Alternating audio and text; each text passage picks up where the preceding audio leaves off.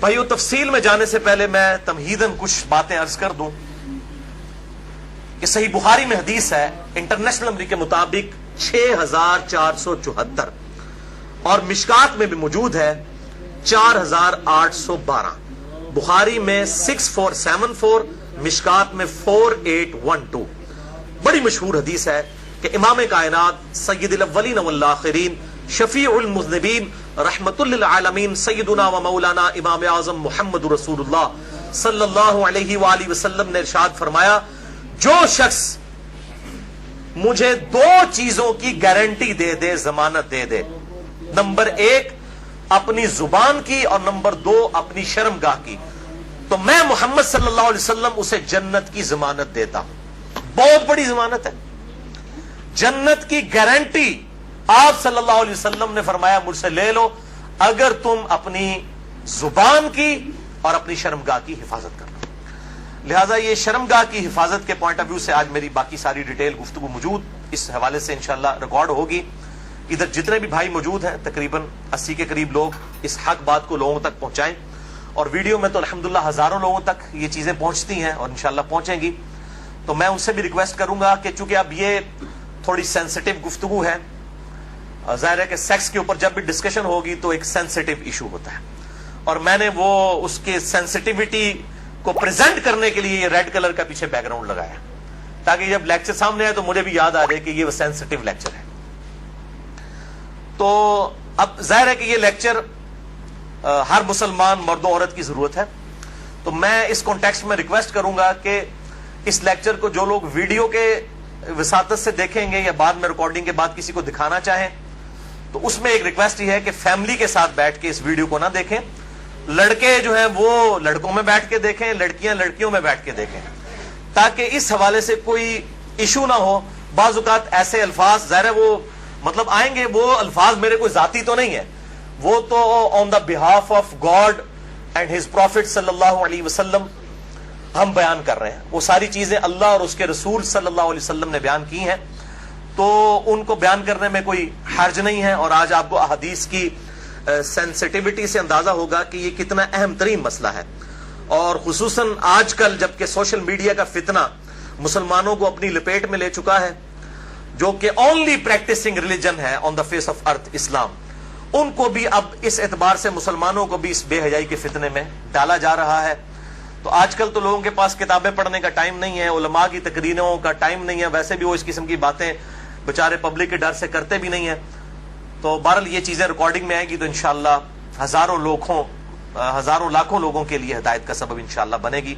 हम अल्लाह ताला से दुआ करते हैं कि अल्लाह ताला हक बात कहने की और इस पे अमल करने की तौफीक अता फरमाए। भाइयों, ये जो सूरतुल मोमिनून की 11 आयात शुरू की आई, इनमें 3 आयात, आयत नंबर 5, 6 और 7 में जो सेक्स का डिसिप्लिन है इस्लाम का, उसके ऊपर एम्फसाइज किया गया। औज़ु बिल्लाहि मिनश शैतानिर रजीम, वल्लज़ीना हुम लिफुरूजिहिम हाफिज़ून।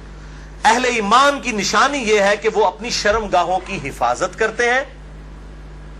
और फिर साथ ही इरशाद फरमाया गया 2 एक्सेप्शंस हैं, इल्ला अला अज़वाजिहिम, सवाए अपनी बीवियों के, औ मा मलकत ऐमानुहुम, या फिर उनके हाथ का माल जो कनीजें हैं, लोंडियां हैं, वो, फ़इन्नहुम गैरु मलूमीन, तो फिर इस मामले में बेशक उनके ऊपर कोई गिरफ्त नहीं है।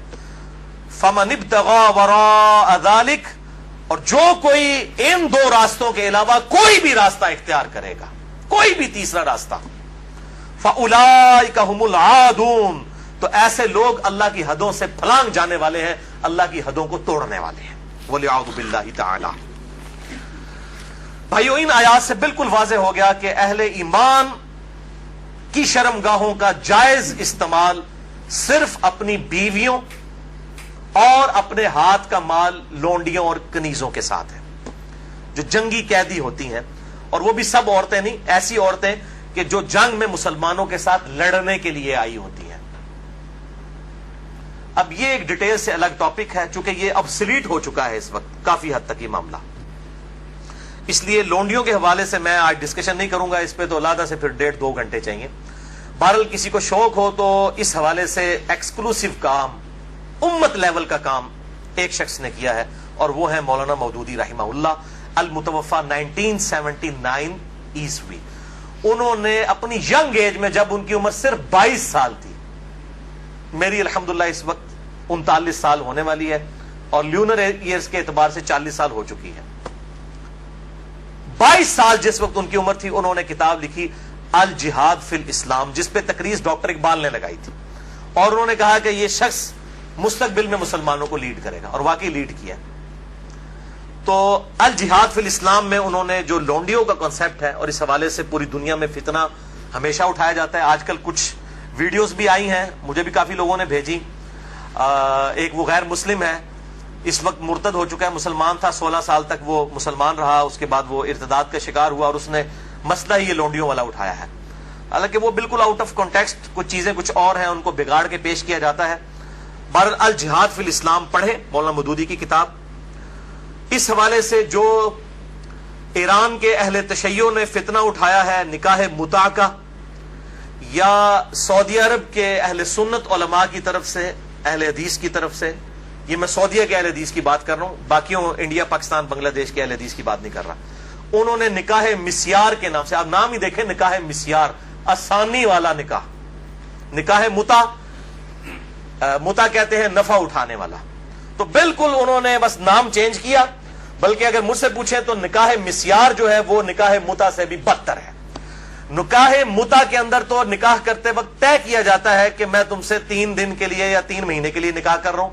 نکاح مسیار میں مفتی اعظم سعودی عرب جو 66 سال تک رہے, ابن باز رحمہ اللہ, اللہ تعالیٰ ان کی غلطیاں معاف کرے کہ جو اتنا بڑا بلنڈر وہ کر کے گئے, انہوں نے یہ فتویٰ دیا کہ جو سعودیہ کے بچے پڑھنے کے لیے فارن ملکوں میں گئے ہیں تو وہاں جا کے عورتوں کے ساتھ شادیاں کر لیں, لیکن ان کو بتائیں نا کہ کتنے عرصے کے لیے رکھنا ہے, بس یہ کریں کہ جتنے عرصے کے لیے تعلیم ہے اپنے ذہن میں سوچ لیں کہ ان کے بعد طلاق دے دیں گے.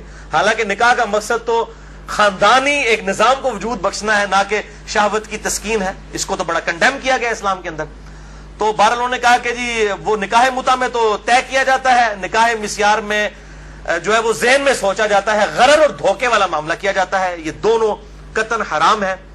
نکاح متع کسی حد تک موجود تھا, بخاری اور مسلم میں احادیث موجود ہے, اور بخاری اور مسلم میں ہی مولا علی علیہ السلام سے احادیث موجود ہے کہ قیامت تک کے لیے یہ نبی صلی اللہ علیہ وسلم نے منع فرما دیا. تو یہ علماء یہود کا کردار ایسے علماء ادا کرتے ہیں, خواہ اہل سنت میں ہو خواہ اہل تشیع میں. جو اصحاب سبت والا معاملہ ہوا, مچھلیوں کے شکار والا, اس طریقے سے انہوں نے یہ جو ہے نکاح انٹروڈیوس کروائے ہیں. اس حوالے سے میرا ایک ایکسکلوسیو کلپ بھی ہے تقریباً 8 منٹ کا, وہ 50,000 سے زیادہ لوگ یوٹیوب پہ دیکھ چکے ہیں. اس کے علاوہ بھی بڑا عام ہوا میرا جو قرآنک لیکچر نمبر 52 تھا, 2011 میں ریکارڈ ہوا تھا, آج سے 5 سال پہلے.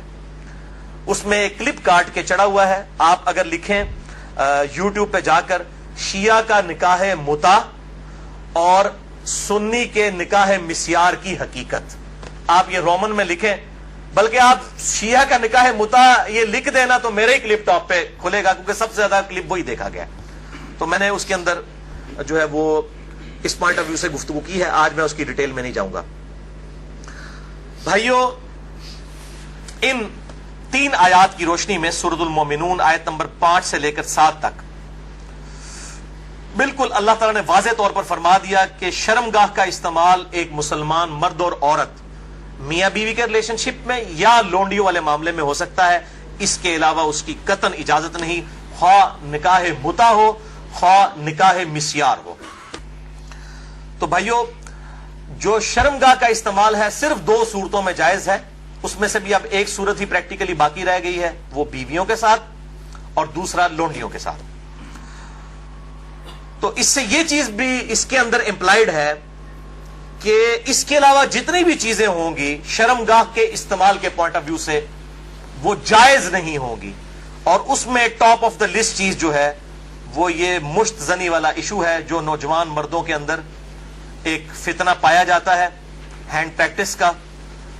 اس کی بھی حرمت اسی کے اندر امپلائڈ ہے, یعنی کوئی مرد جو ہے وہ اپنے ہاتھ سے منی نکالے اور اپنی شہوت کی تسکین کرے, وَلِعَوْذُ بِاللَّهِ تَعَالَى.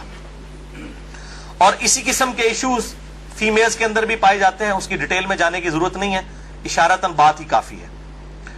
تو اسی کانٹیکسٹ میں بعض علماء کی طرف سے، آج کل کے کچھ جدید علماء ہیں ان کی طرف سے فتاوا اور کچھ بزرگوں کے فتاوا پیش کیے جاتے ہیں، وہ سب کے سب بے سند اور فضول قسم کے فتاوا ہیں۔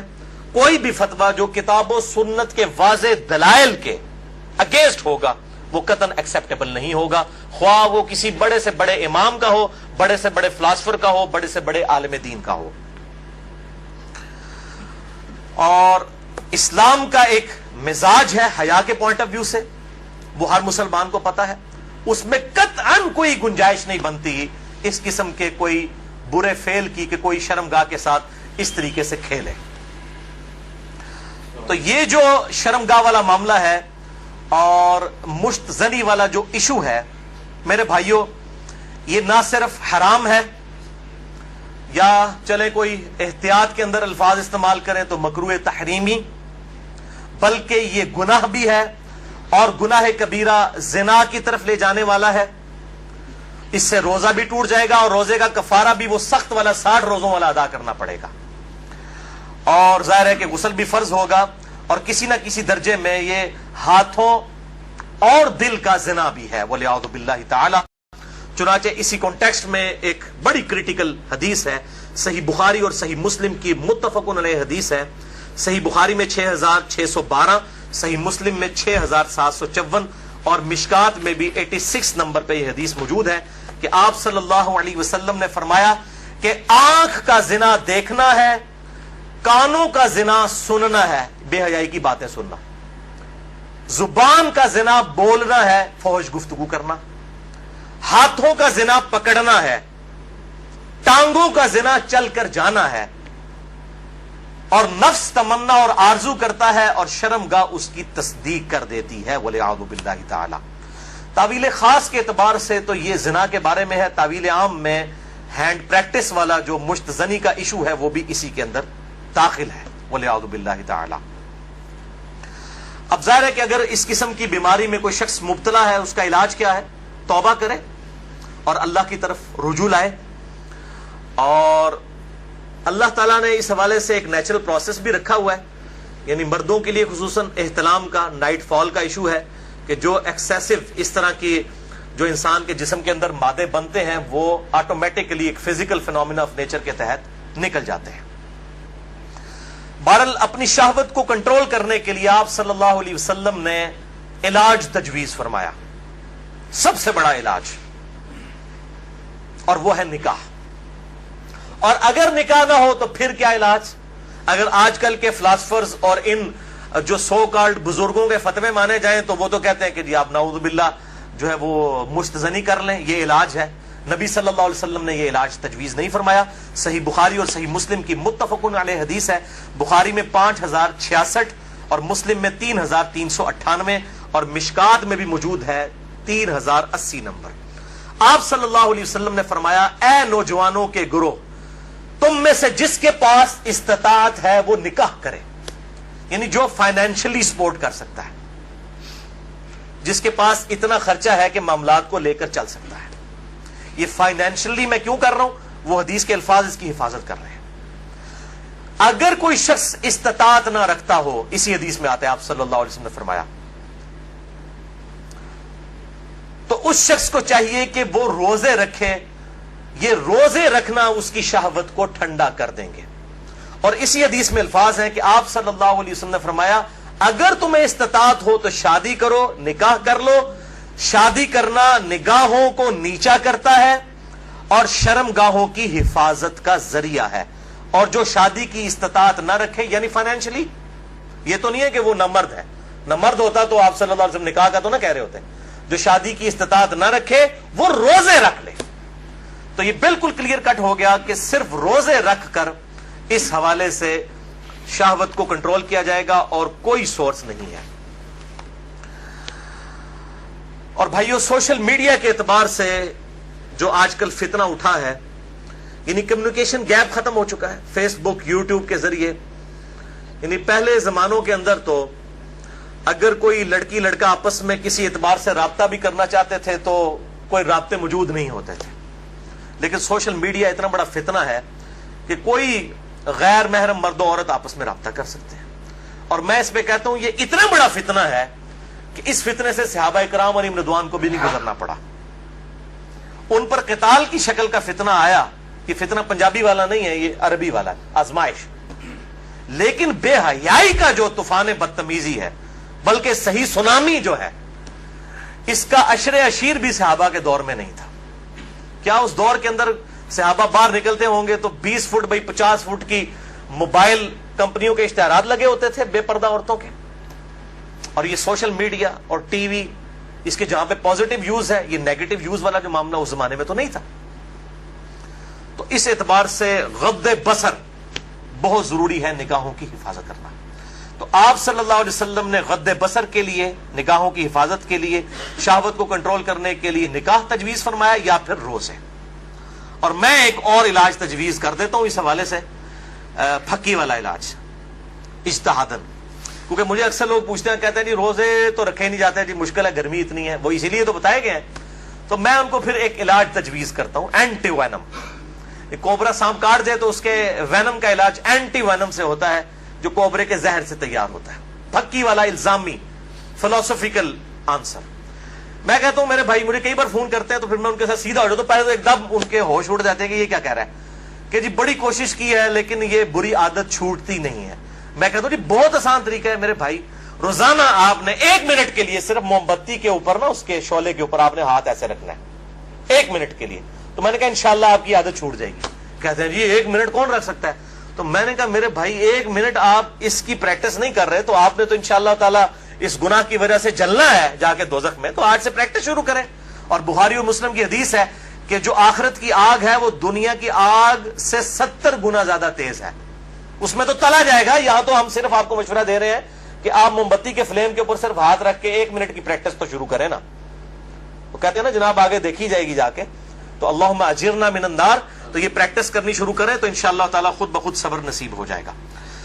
اسی حوالے سے غض بصر جو ہے, نگاہوں کو نیچا کرنا, اور پردے کے حوالے سے میری ایکسکلوسیو گفتگو ہے. یہ جو ویلنٹائن ڈے کا بھی فتنہ اٹھا ہوا ہے, اس پوائنٹ آف ویو سے مسئلہ نمبر ہے 106. کالج اور یونیورسٹیز کے لڑکوں اور لڑکیوں کی ڈیٹس پہ ملاقاتیں اور پردہ اور بے حیائی سے متعلق صحیح احکام و مسائل اہل سنت پاک .com پہ, جسے شوق ہو تو وہ دیکھ سکتا ہے.